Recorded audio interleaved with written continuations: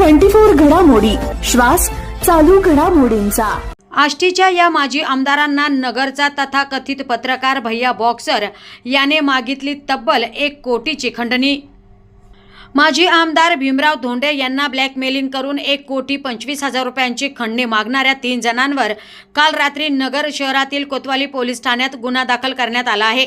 Web portal YouTube चालवणारा भैया boxer याने 1,25,00,000 रुपयांची खंडणी माजी आमदार भीमराव धोंडे यांना मागितली होती। त्यानंतर भीमराव धोंडे यांचे स्वीय सहाय्यक जफर शेख यांच्याकडून भैया बॉक्सर या इसमाने 25,000 रुपये घेतले देखील होते।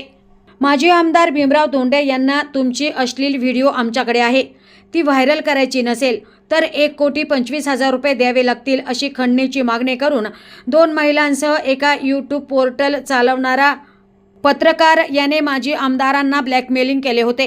मात्र अखेर या ब्लॅकमेलिंगला कंटाळून या माजी आमदारांनी नगर शहरातील कोतवाली पोलीस ठाण्यात गुन्हा दाखल केला आहे।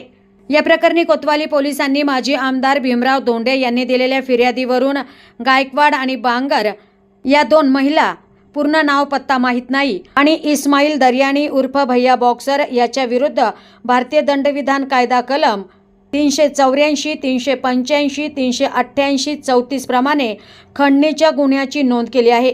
तर कोतवाली पोलिसांनी तथाकथित पत्रकार भैया बॉक्सर याला ताब्यात घेतले असून अधिक तपास महिला सहाय्यक पोलीस कोकाटे करीत आहेत।